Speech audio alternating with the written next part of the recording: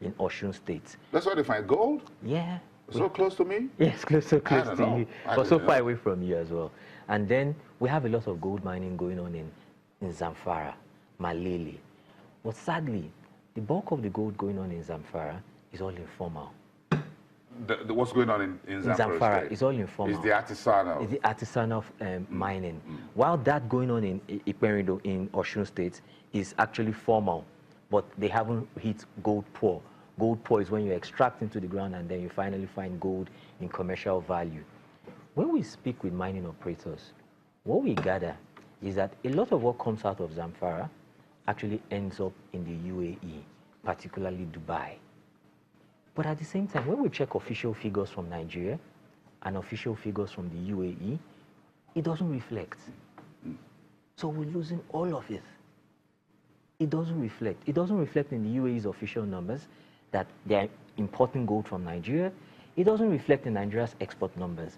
What that means is that we're paying taxes on it to the government, and we're not even tracking the wealth, which now leads to poverty. Because if you see a lot of news coming from Zamfara, you hear of this banditry, a lot of banditry coming from Zamfara. But what we gathered from our research is that this banditry is actually related to artisanal mining, because the artisanal miners go into the minefields, gather their gold, stay there for weeks, and then they come out, and the bandits come. And the thieves are waiting for them. Yes, and rob them of it. That looks like, well, a band of two thieves. Exactly. Yeah, because one was extracting Nigeria's natural resources illegally. Very correct. Then you have those who are also collecting it from them illegally. Yes. But let's move on to the one key area we need that ties back to the cement and construction, which is iron ore, and we have the steel. And good news this week, I'm sure you consider that as good news as well as I do, that the problem we have with the Russians in Russia is being resolved with Alaskan.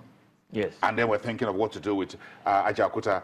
So we'll look at the iron ore reserves and iron ore productions. And thank you for this very table talking to where we have this. Why do you think this is very key, and how are we doing as far as this precious metal that is selling for thousands of dollars? I think on Ajaokuta and iron ore entirely, we've spoken for too long. You used one word. We've thought about it for too long as well. Now is the time to act. We also have a project there, the Agbaja Iron Ore Project. And most of these projects are actually being executed by either junior mining firms from Australia or Canada, which is a bright spot actually that we're able to attract some level of foreign investments into, because we need a few bright spots to show the world that we have mining credentials.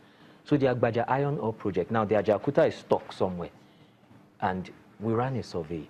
And one of the things the survey did say was the sore point in Nigeria's mining credentials is regulation, regulation certainty.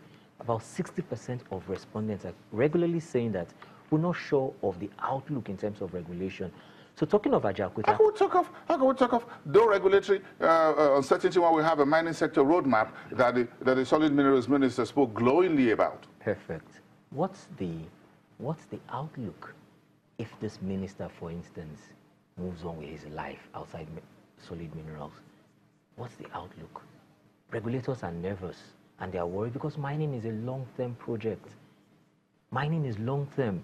You're on the mine for 30 years, 3 decades, 4 decades, 5 decades, and you're plowing in investments, thinking the long-term. Your capital is high-risk capital, and it's quite risky. So imagine when you're faced with all sorts of risk, environmental risk, exploration risk. Will I find the minerals I think I would? And then regulatory risk as well, which is, would the next government come and then move on, and the rhetoric on this industry drop, and the incentives, and I mean... Back to my question. This roadmap, this mining sector roadmap, yes, didn't it address and give comfort to investors in terms of investments and give them comfort in terms of incentives? Well, 60% of the investors we asked said no. They don't like this roadmap? They like it. They do like it. They love it, actually. So what's the problem with it? Because they're not sure of the lifetime of the roadmap. We've been here before. We've done this, done that. We've had a beautiful mining law. And because first, let me explain a few structural issues with mining. Lagos State, for instance, is arguing with the federal government today about sand mining in Lagos. Who should it belong to? The federal government or the state government. Sand mining. Yes. And we're not talking about gold or iron ore. No, this is within Lagos State, yes.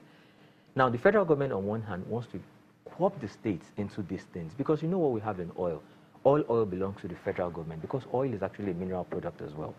So it's that same structural issue we've extended to solid minerals.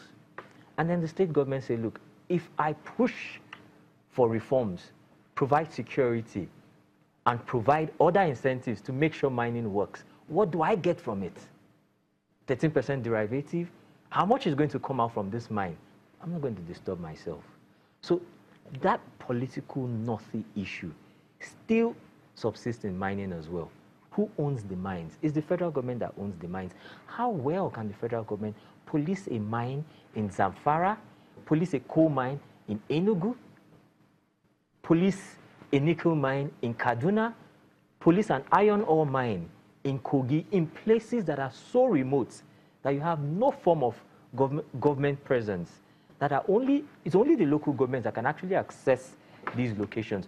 So we need some form of structural reforms there that speak beyond the issue. I know where you folks are going, and I know where those folks are going. And that's taking us to the issue of somewhere we need to restructure something, or we need to go back to the drawing board, isn't it, as to allowing states to have control over some of this. My fear with this drawing board is that we've chopped up so much drawing board that we're creating a deforestation issue with it. Oh, okay. Well. Okay. That's a conversation for another day. Because I've always worried if we get our mining mineral resources open, then we have the Niger Delta problem with the environmental degradation. Then we start mining gold, iron ore, and everything. We have the environment also to deal with. But let's discuss that some other day. Thank you very much for coming, Orise JB Ogbobine, who is the senior research analyst at Augusto and Co, unpacking the GDP and the mining sector for us this morning. When we come back, we're sticking with the commodities market. This time around is what comes from your breakfast to the dinner table. Can you eat a very good GDP report? And what does exit recession mean for your stomach, your wardrobe, and the fuel in your car? Let's talk about that when we come back.